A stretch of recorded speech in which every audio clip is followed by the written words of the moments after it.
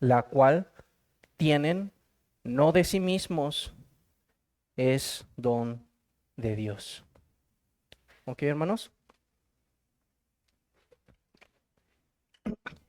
Hermanos, entonces por medio de este párrafo se nos recuerda a nosotros como protestantes que esta defensa de esta doctrina precisamente nació por la justificación por la sola fe. Así que no es una doctrina entre muchas, sino que es una doctrina fundamental, donde una iglesia puede permanecer o puede caer, donde también nosotros nos podemos distinguir de todas las demás religiones, porque todas las otras religiones lo que van a apelar es a las obras de los hombres para poder ser declarados justos. Pero el cristianismo, que es ortodoxo y que es conforme a la verdad de Dios, siempre va a defender la doctrina de la justificación por la sola fe. ¿Ok?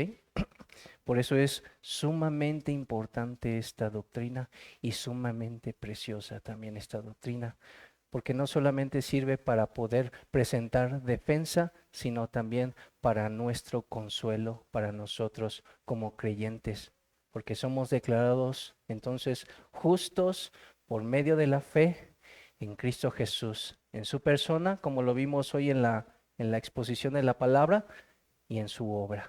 ¿Ok, hermanos? Bueno, y entonces lo primero que vamos a ver es el concepto de lo que es justificación. Y un concepto que es muy claro está en el Catecismo Menor de Westminster y les voy a decir cómo es que dice, precisamente para que va a ser nuestra base para que nosotros podamos entonces comprender lo que es la justificación. ¿Ok, hermanos? Bien, entonces, ¿qué es la justificación? Según el Catecismo de Westminster, el menor, la justificación es un acto de la libre gracia de Dios, por el cual Él perdona todos nuestros pecados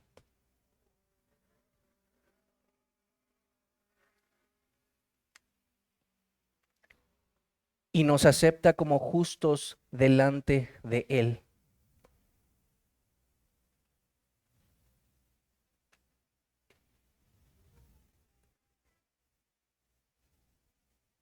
¿Sí? Y esto solamente en virtud de la justicia de Cristo,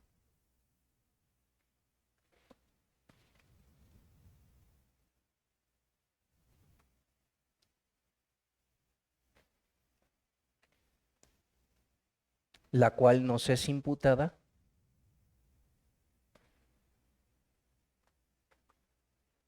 y que recibimos únicamente por la fe.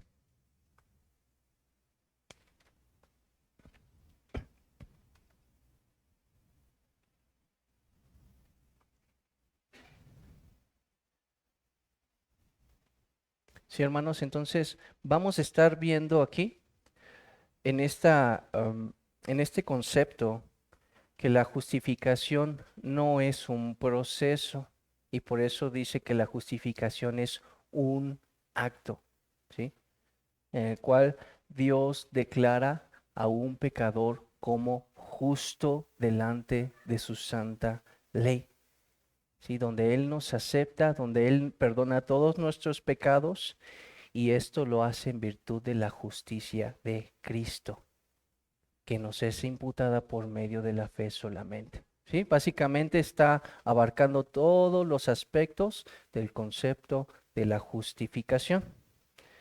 Bueno, entonces primeramente, ya una vez que hemos puesto la base del concepto de la justificación, nos dice la confesión quiénes son los sujetos de esta justificación. Entonces, ¿quiénes son? Son solamente aquellos, todos aquellos que Dios llama eficazmente, ¿sí? a estos que llama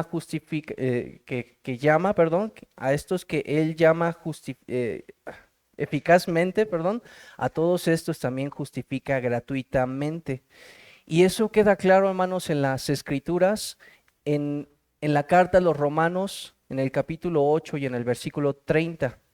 Dice, y a los que él predestinó, a estos también llamó, está hablando acerca del llamamiento eficaz, y a los que él llamó, a estos también justificó. ¿Sí? Entonces Dios solamente ha de justificar a todos aquellos que él ha llamado eficazmente, como lo vimos a través de su palabra y por medio de su Espíritu Santo. Porque son estos todos aquellos que él ha ordenado para vida eterna. Y esto entonces significa también que todos aquellos que vienen verdaderamente a Cristo por medio de la fe son justificados, porque todos ellos han sido llamados eficazmente. Por eso también Romanos 3, 21 y 22 dice, pero ahora aparte de la ley se ha manifestado la justicia de Dios testificada por la ley y por los profetas, la justicia de Dios por medio de la fe en Jesucristo para todos los que creen en Él. ¿Sí, hermanos? Entonces, ¿quiénes son aquellos que son sujetos de la justificación? Todos aquellos que el Señor ha llamado eficazmente, porque aquellos que Él llamó, a estos también justificó. ¿Vale, hermanos? Pero no solamente nos está diciendo esto la confesión, también nos está hablando que esta justificación lo está haciendo en términos legales o en términos judiciales, como si fuera una clase de transacción judicial. Y lo primero que nos está aclarando entonces la confesión es que no es por causa de una infusión de justicia. Y es que para poder entender lo que la confesión está tratando de atacar, necesitamos ver qué es lo que cree, por ejemplo, el catolicismo romano, hermanos. Por ejemplo, dentro de la doctrina del catolicismo romano existe un tipo de gracia que es la gracia más importante para ellos. Esta gracia la llaman ellos la gracia santificante. Y aunque dicen que esta gracia es recibida como un regalo de Dios, esta gracia se recibe en el momento en el que una persona es bautizada. Al fin y al cabo, entonces, termina siendo recibida por un acto de la voluntad humana. ¿Me explico hasta ahí? Bueno, ya tenemos entonces esta gracia por medio de la cual se infunde a la persona todas aquellas cosas que no tiene naturalmente y que se le dan sobrenaturalmente a esa persona. Por ejemplo, la fe, la esperanza y el amor, o la caridad que ellos llaman, ¿vale? Bueno, teniendo eso, entonces está muy estrechamente vinculado el tema de esta gracia con el tema de la justificación.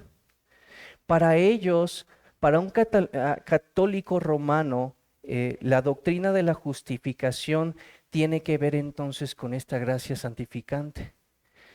Porque para ellos la justificación también tiene que ver con la santificación, con la renovación de la persona.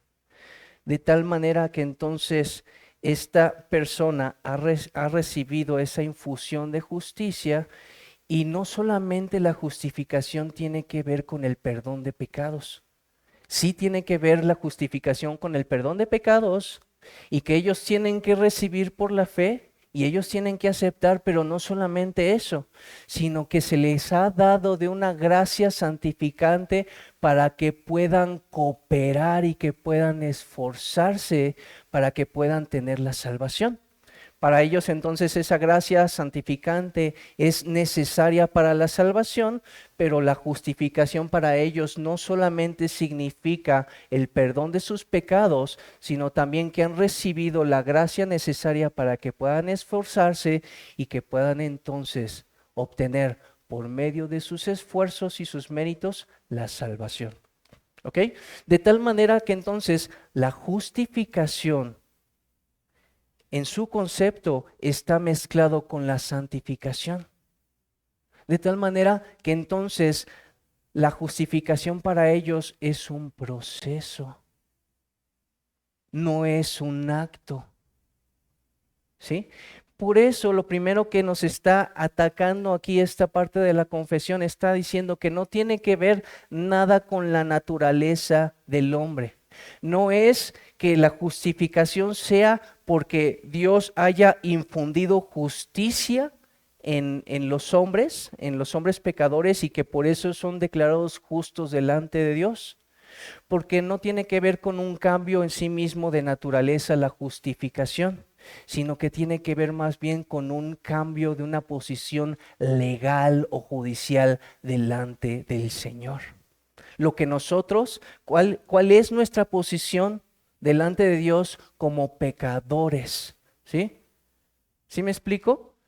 Porque para un católico romano significa entonces que esa persona es declarada justa no por causa de una posición legal que ellos tengan delante de Dios, sino por causa de un cambio en su naturaleza, porque ha sido infundida justicia en ellos y que por causa de esa justicia que ha sido infundida en ellos y que es su propia justicia, ellos puedan ser declarados justos delante de Dios. ¿Sí, hermanos? ¿No los revolví?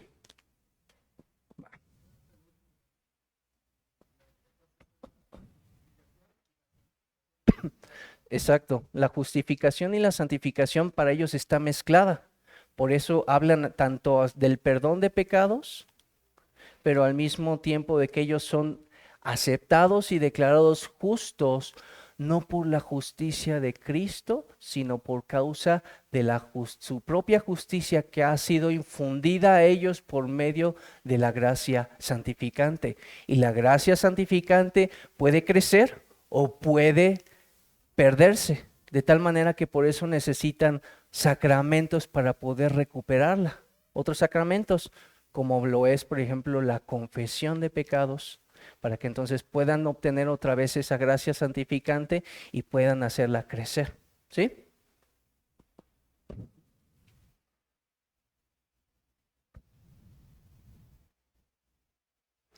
Entonces, por eso es que la confesión tan enfáticamente afirma que los llamados no son justificados porque se infunde alguna justicia en ellos.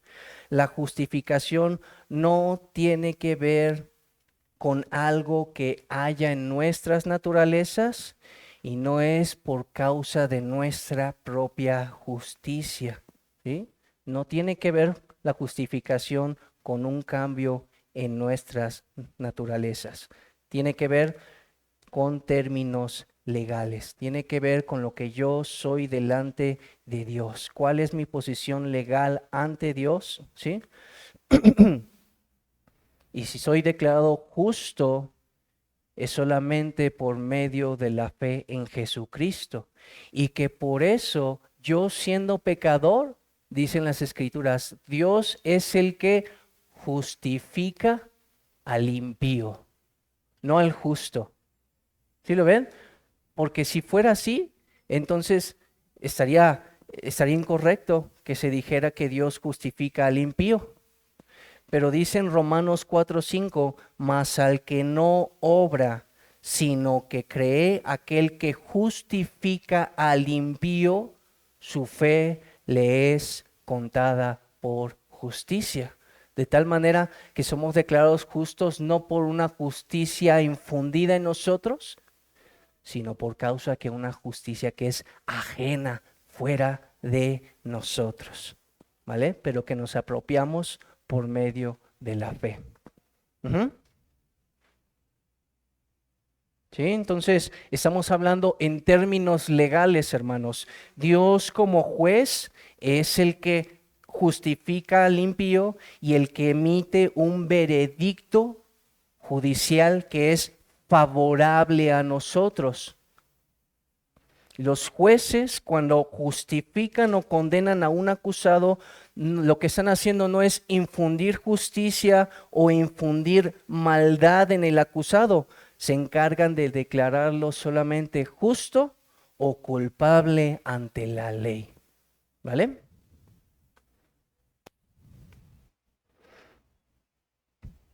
Y entonces, por cuanto es una declaración judicial, la justificación es un acto instantáneo en el momento en el que creyente cree. De ninguna manera es un proceso continuo. Un católico romano cree que es un proceso continuo precisamente porque tiene mezcladas los conceptos de la justificación y la santificación. La santificación sí es un proceso que es inicial desde el llamamiento eficaz, desde que somos regenerados hasta el día de nuestra muerte, ¿ok? Que somos todo ese proceso de nuestra vida a lo largo hay un proceso de santificación, pero la justificación no es un proceso, es un acto en el cual Dios libremente declara a un pecador justo delante de su santa ley por causa de la fe en Jesucristo. ¿Ok?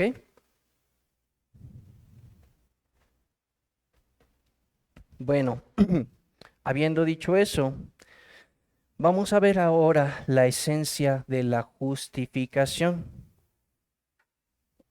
porque más adelante no solamente dice que no infunde justicia el Señor en nosotros y rectitud, sino que perdona nuestros pecados, que nos considera y que nos acepta, ¿vale?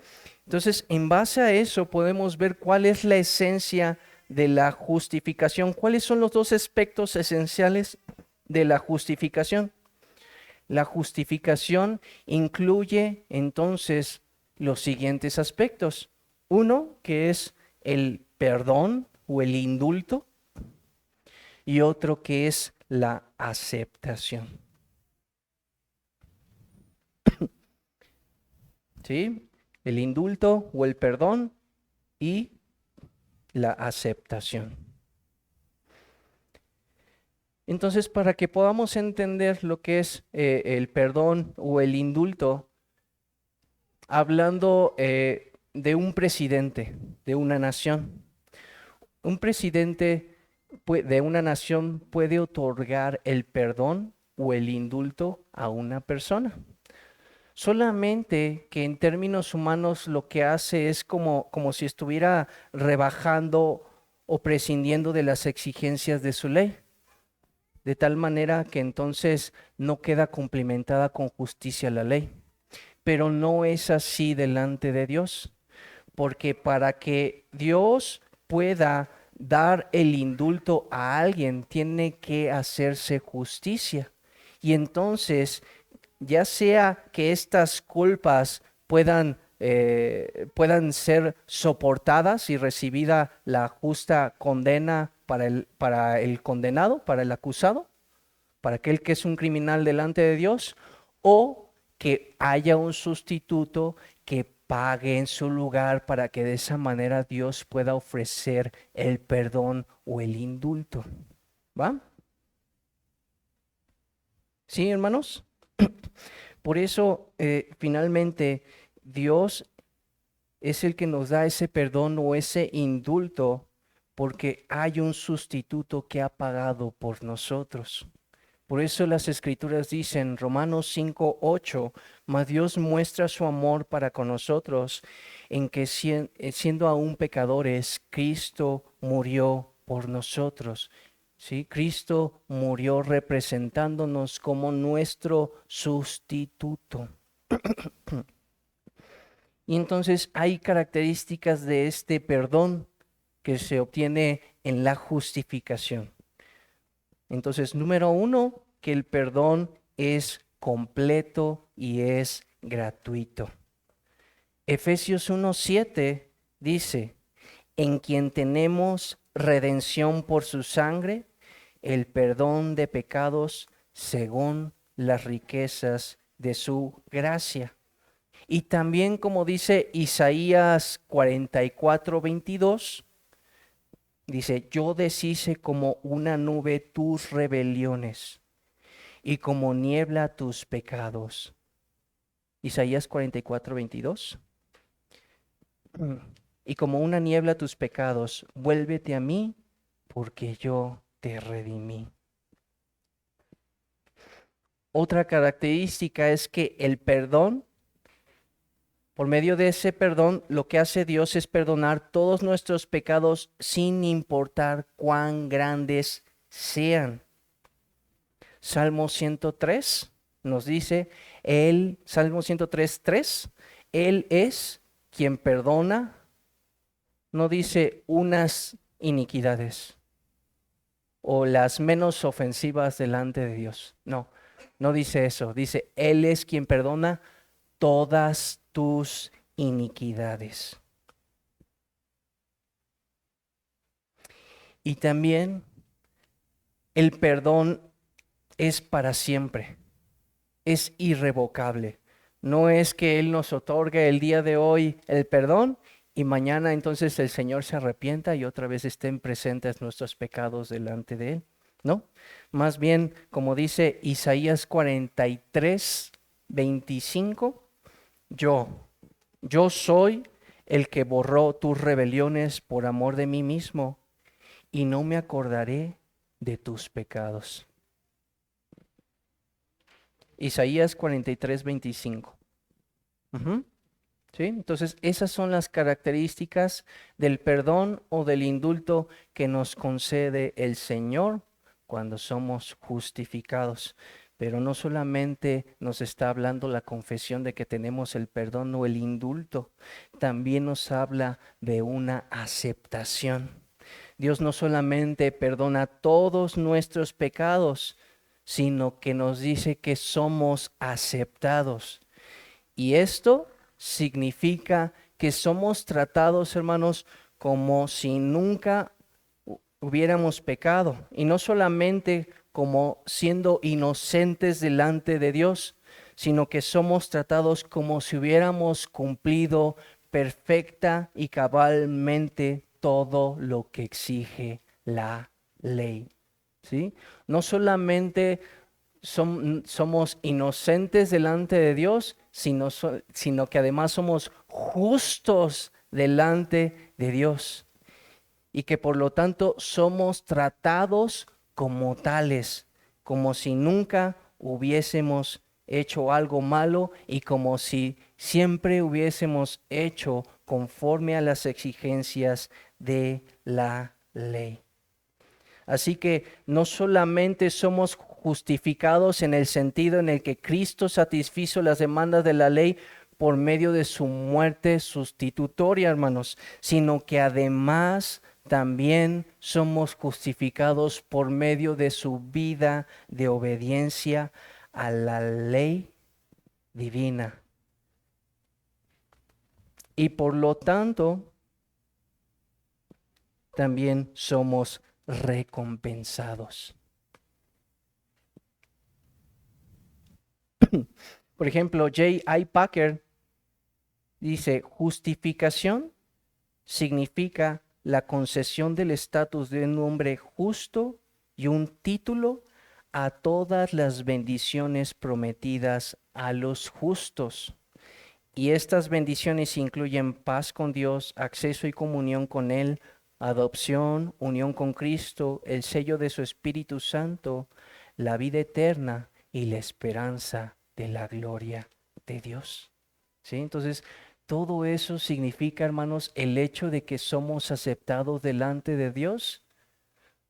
Somos tratados como, no solamente como si nunca hubiéramos roto la ley, sino como si hubiésemos hecho nuestra obediencia fuese perfecta delante de Dios por causa de la justicia de Cristo. Y por causa de esa justicia, como dicen las Escrituras, tenemos toda bendición en los lugares celestiales.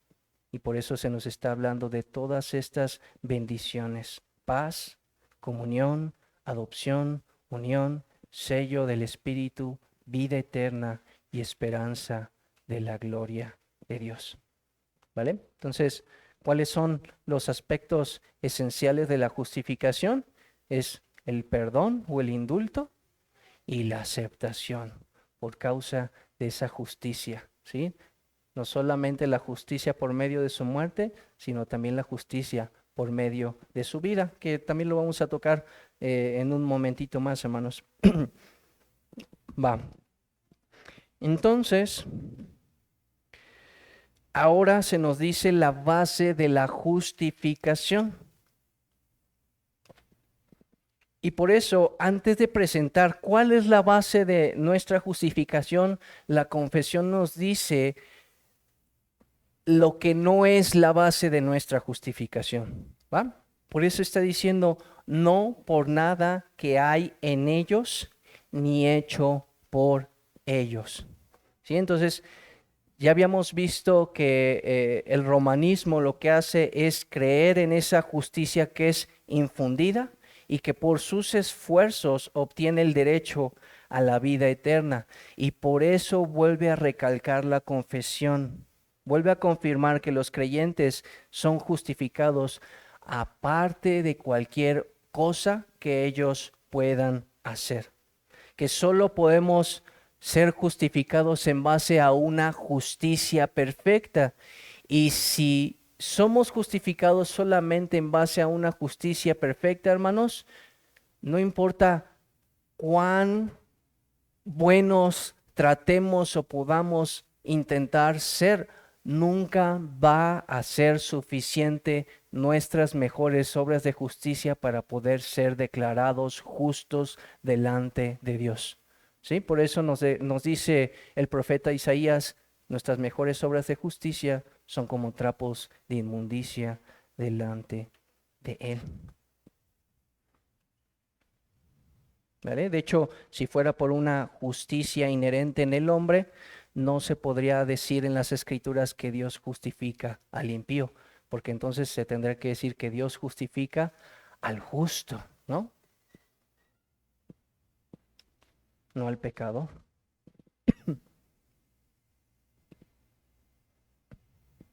Pero somos justificados por una justicia que no proviene de nosotros, como ya lo habíamos dicho, y que dice en Filipenses 3:9, dice: y ser hallados en Él, no teniendo, dice claramente, mi justicia propia, mi propia justicia que es por la ley, sino la que es por la fe de Cristo, la justicia que es de Dios por la fe. Ahí está clarísimo, hermanos, en la carta a los Filipenses está diciendo: no es por causa de nuestra justicia propia, sino es por causa de la justicia propia, y que es de la justicia, perdón, de Cristo, y que esta justicia de Cristo se recibe solamente por medio de la fe.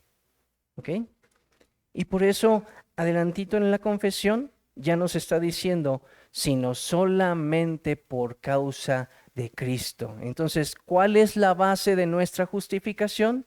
La base de nuestra justificación es solamente Cristo.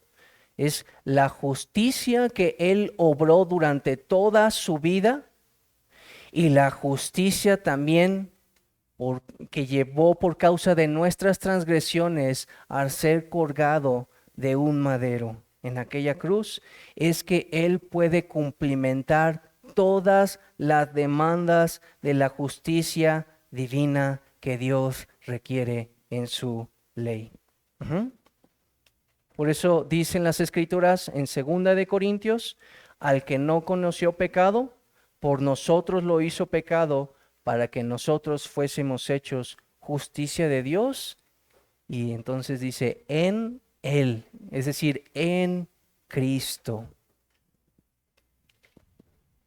Y recordemos que fuimos justificados siendo pecadores, hermanos.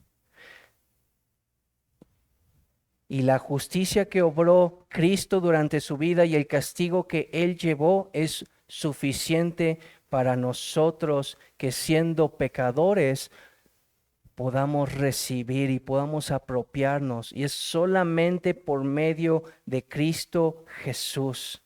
Él es entonces nuestra única esperanza de justificación y que por eso declara la carta a los Romanos en el capítulo 8:34, ¿quién es el que condenará? Cristo es el que murió, más aún el que también resucitó, el que además está a la diestra de Dios, el que también intercede por nosotros. Así que, hermanos, la única base para nuestra justificación es la justicia de Cristo Jesús. ¿Sí? Aquí nos está despojando entonces de nuestra confianza en nuestras propias obras de justicia. No es que el Señor entonces, como vimos inicialmente, que el Señor haya infundido justicia en nosotros y que por eso somos declarados justos delante de Dios, sino más bien que es porque el Señor nos ofrece a nosotros, siendo pecadores, la justicia perfecta de Cristo. ¿Vale? Bien, entonces ahora vamos a ver el sexto punto. Ahora vamos a ver en la confesión el método de la justificación.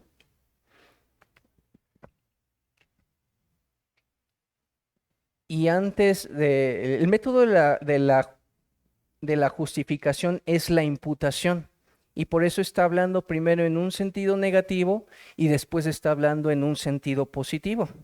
Está diciendo que no es que se impute la fe misma. No es que se impute el creer, no es que se impute ninguna obediencia evangélica. ¿Sí, hermanos?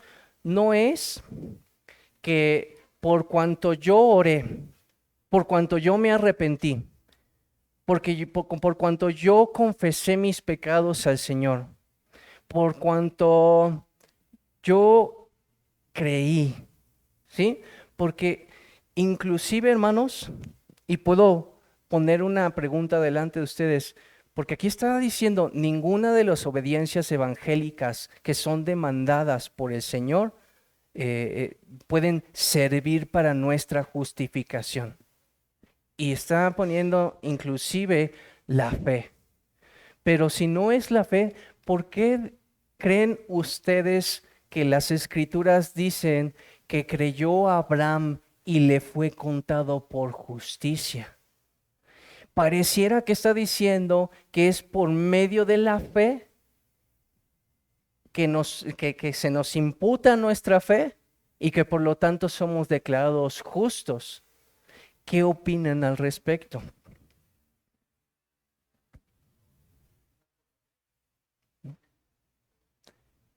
¿Sí? Porque si decimos que eso es lo que significa, que se nos imputa nuestra fe, lo que estamos diciendo es que entonces terminamos confiando en nuestra fe y no estamos confiando en las obras de Cristo, porque al final de cuentas estamos confiando en lo que nosotros estamos haciendo.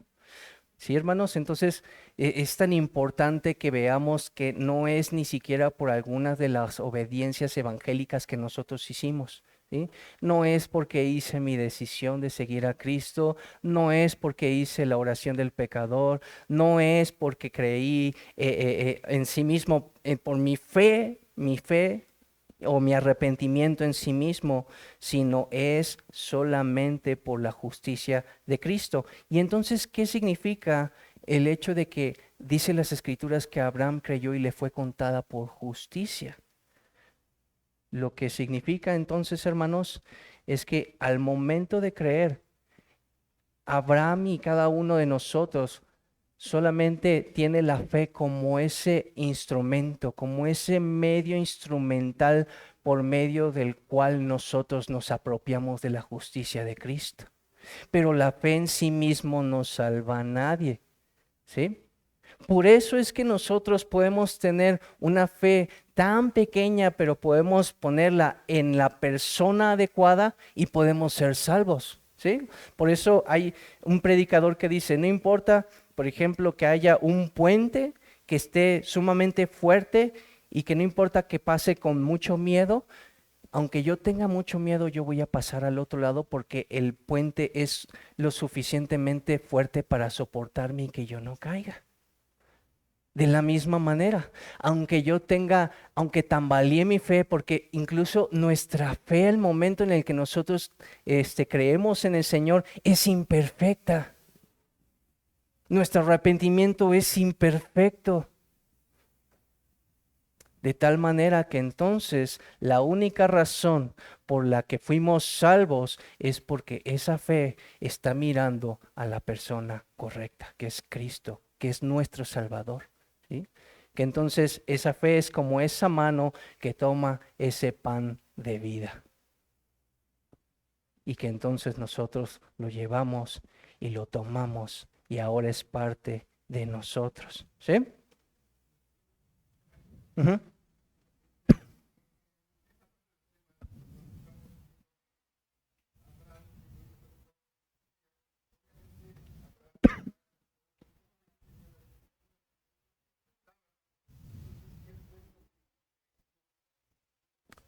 Si quieren, guárdese tantito esa preguntita y ahorita me la recuerda para poder decirle la respuesta para no detenernos en el estudio. Pero sí, me acuerda tantito ahorita, hermano, por favor.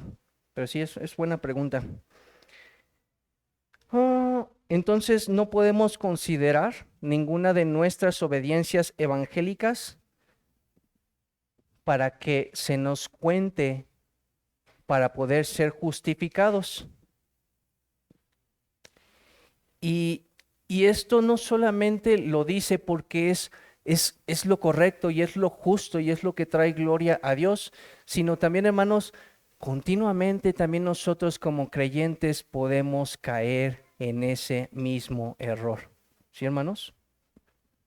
No solamente los hermanos que a lo mejor estén apelando al decisionismo, ¿no? Que es por mi decisión, sino inclusive nosotros como creyentes podemos llenarnos de un orgullo que está disfrazado de humildad. De tal manera que entonces nos evite abrazar a Cristo por causa de una aparente humildad, por causa de que a lo mejor estemos diciendo, ay, es que soy tan indigno, pero que si nosotros, hermanos, no pudiéramos estar caminando sin desviarnos, pudiéramos estar caminando sin tropezar, sin caer y creer sin vacilar, seríamos felices. Pero lo que estamos haciendo ahí, hermanos, es que nosotros estamos buscando consuelo en nuestras propias justicias, en nuestras propias obediencias evangélicas. Y eso hace que finalmente estemos abatidos o afligidos porque no estamos recibiendo el consuelo puramente de Cristo. Y por eso no solamente es por causa de la verdad y por causa de la justicia, porque es lo que hablan las escrituras, sino también para recordarnos a nosotros como creyentes, para que siempre en el momento en el que nos hemos desviado podamos volver a mirar a Cristo y recordar que somos justificados únicamente por la fe. ¿Vale, hermanos?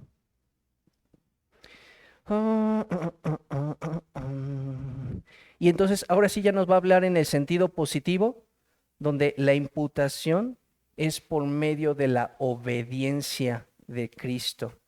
Y por eso entonces nos está diciendo, sino imputándoles la obediencia activa de Cristo a toda la ley y su obediencia pasiva en su muerte para la completa y única justicia de ellos por la fe, la cual tienen no de sí mismos, pues es don de Dios.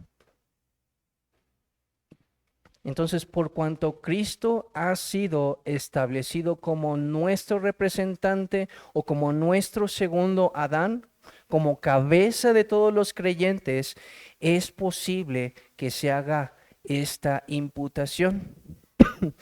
Y esta imputación entonces, ya lo dijimos, pero vamos a recalcarlo, se realiza de dos maneras. De tal manera que es una imputación doble. Los pecados de los creyentes son puestos en la cuenta de Jesucristo y la justicia de Cristo es puesta a nuestra cuenta. Nuestras culpas son transferidas a la cuenta de nuestro Señor. Y por medio de la transferencia de la justicia de Cristo, nosotros somos declarados justos delante de su ley. ¿Sí, hermanos? Entonces, ¿sí entendemos lo que es entonces la imputación? La imputación entonces es considerar ya sea pecados o justicia para justificación o para condenación, ¿sí? La imputación se puede utilizar entonces tanto en un sentido de mi propia justicia o para en un sentido de una justicia externa, ¿sí? Por eso las escrituras dicen, bienaventurado el varón que no se inculpa de pecado. Esa palabra de inculpar tiene que ver con imputar. ¿Sí? De que no se le considera entonces unos pecados para que entonces sea condenado. Pero no solamente en este sentido está hablando de una imputación no de nuestra justicia, sino de una justicia externa y de una imputación a una consideración entonces que mis pecados son considerados en la cuenta de Cristo, para que entonces Él sea declarado culpable aunque Él nunca pecó. Y entonces la justicia que tiene Él es considerada a nuestra cuenta, para que aunque yo soy pecador legalmente, por cuanto yo he creído en Cristo, entonces Cristo satisface las demandas de la justicia de Dios. Y por lo tanto yo puedo ser declarado justo delante de su ley, aunque yo sea pecador, ¿sí? Porque no nos justifica por medio de lo que hay en nosotros, de nuestra propia naturaleza, sino según la justicia perfecta de Cristo. ¿Ok? ¿Sí?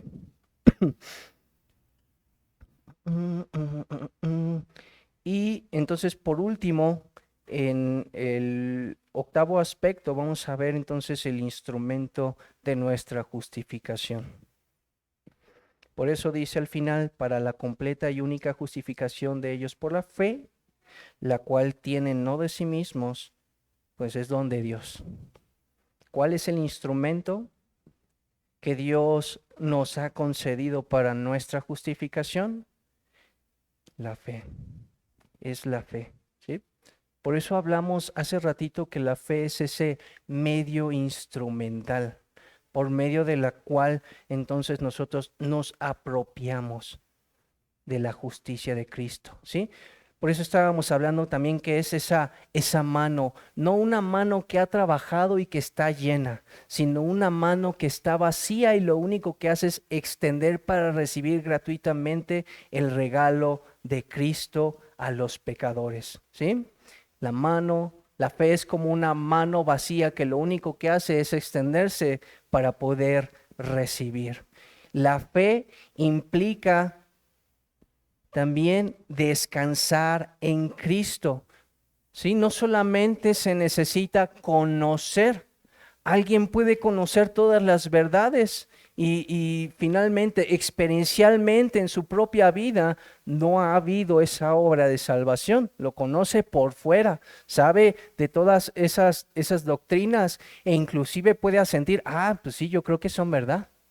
Pero no solamente se necesita conocer la verdad del Evangelio, el creyente necesita confiar en el Evangelio. El pecador entonces se despoja y abandona toda confianza en sus recursos humanos para poder descansar solamente en Cristo para su salvación. El objeto de la fe salvadora siempre será la persona y la obra de Cristo, ¿saben? Porque yo puedo tener fe en cualquier otra cosa, pero la única fe que no avergüenza delante del Señor no voy a ser humillado o avergonzado, es la fe que es puesta únicamente en Cristo Jesús. ¿Vale? Y por último, la fe no proviene de nosotros. Nosotros estábamos espiritualmente ciegos, estábamos completamente en contra de Dios, ajenos a Dios. Dice las Escrituras, sin Dios, sin Cristo y sin esperanza. Así que de ninguna manera podría ser originada por nosotros mismos. Más bien dicen las Escrituras en Filipenses 1:29, por causa de Dios se nos ha concedido creer en Cristo. La fe, hermanos, es un fruto del Espíritu. Juntamente con un nuevo corazón se nos ha concedido la fe para creer en Cristo, para nuestra salvación. ¿Sí, hermanos? O sea, el Señor nos ha dotado todo lo necesario y no nos ha dejado para que nosotros nos esforcemos, sino para que nosotros seamos gratuitamente salvos por su gracia. Nos da un nuevo corazón, como lo vimos en el llamamiento eficaz. Nos concede la fe para creer y finalmente nos concede también la justicia de Cristo para que podamos creer que Cristo tiene la justicia perfecta que necesitamos por medio de su vida, que es la obediencia activa, y por medio de su muerte, que es la obediencia pasiva. ¿Ok, hermanos? Y con esto terminamos. Entonces,